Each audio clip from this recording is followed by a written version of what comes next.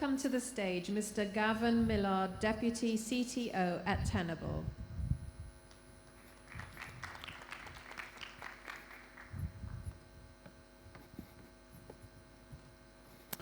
I passed the first test of walking up steps in front of people. It's going to be a good day. So, good morning, everybody. There is an undeniable truth that behind every breach headline are known flaws. Attackers aren't leveraging 0 days. They're leveraging the 10-day or the 100-day or the 1,000-day. Attackers don't burn 0 days when a population is disabling their anti-malware. Now, I'll give you a couple of examples of why this is true. So back in March 2017, Microsoft announced MS-1710. It was a major flaw in SMB version 1. Easily targeted. It was actually one of the NSA, part of the NSA toolkits, Eternal Blue. Now, in May 2017, WannaCry happened. WannaCry leveraged MS-1710 and devastated IT systems across the globe, including the UK Health Service. Patients weren't seen. Operating theatres were left empty because of a vulnerability that was announced 2 months previous with a patch available. And then NotPetya happened in the summer of 2017 using the same vulnerability. It caused huge impacts to the global supply chain. Maersk were taken back to the digital Stone Age temporarily by that one vulnerability in 7 minutes. In fact, there's a really interesting article by the CISO of Maersk, and he talked about recovering from this huge event. They actually bought every USB thumb drive within a 50-mile radius of their head office, trying to get their IT systems back up and running. Ships sat waiting to be able to dock and unload all of their produce, and things weren't shipped across the globe. And then fast forward to summer last year, JBS were targeted. JBS is the largest beef and chicken producers in the world. 20% of our meat come from this one company. And they were brought to their knees by the remote desktop protocol, RDP, or as I like to call it, the ransomware delivery protocol, because it's leveraged so frequently. Shelves in stores were left empty. Consumers were panicked. At the same time this happened, about a week, roughly a week after, the Colonial Pipeline was also hit, which is a huge energy producer and delivery mechanism in the east coast of the US. Again, brought down to their knees. JBS cost them $11 million in ransomware payment, but the actual cost of that impact was far more. The cost of that breach was far more. Employees couldn't even work.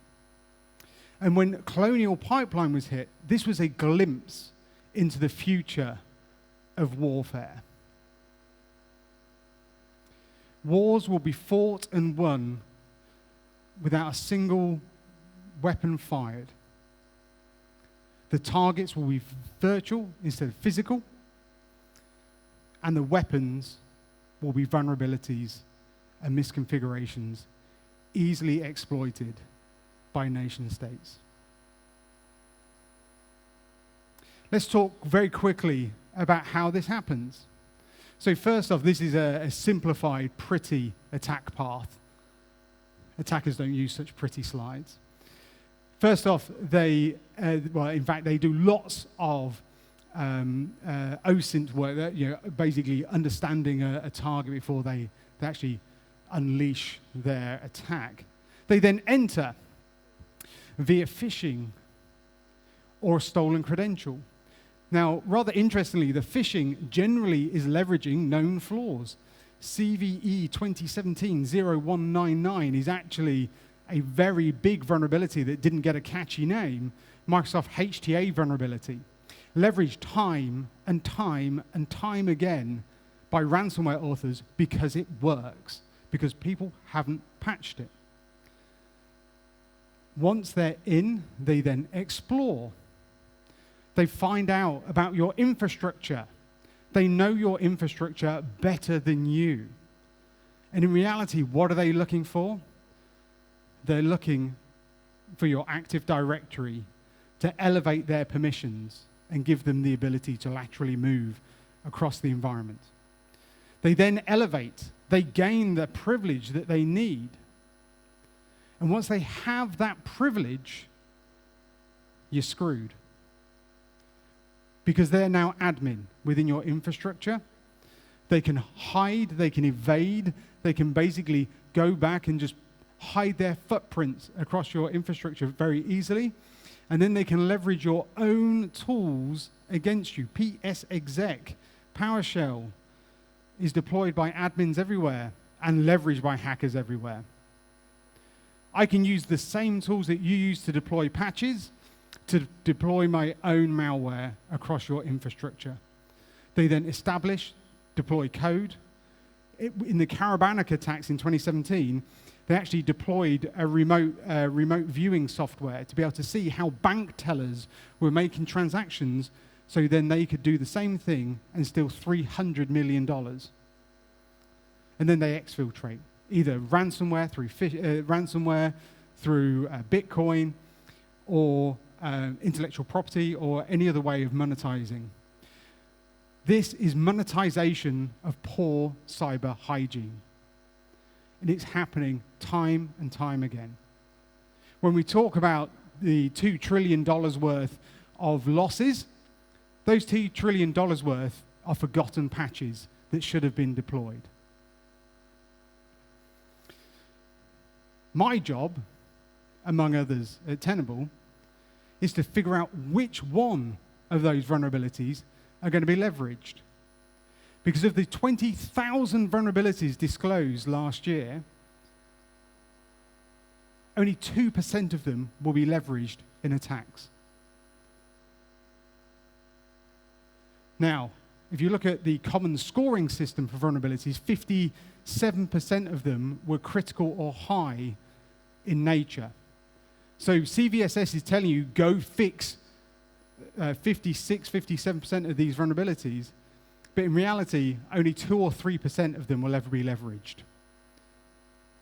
Now, if we know the vulnerabilities that these attackers are targeting, if we know the misconfiguration in Active Directory that they're targeting, then you can preemptively reduce your attack surface, preemptively address these vulnerabilities and flaws before they are targeted and your flaws are monetized. And knowing the ones that you need to fix enables you to be able to fix them faster. So you don't have vulnerabilities that will be leveraged from 2017 still within your infrastructure, because your time to patch, your time to remediate will be dramatically reduced.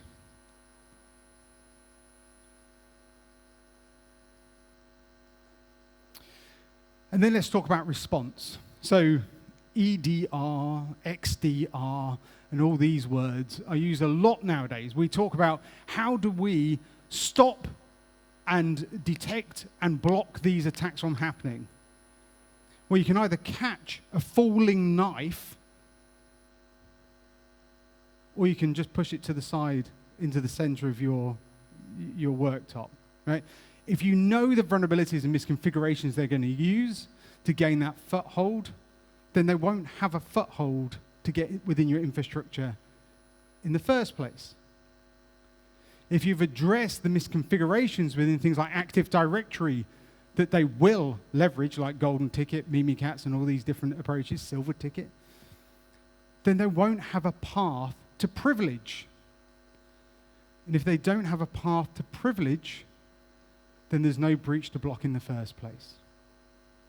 Taking a preemptive approach to security is more necessary than ever. Thank you very much.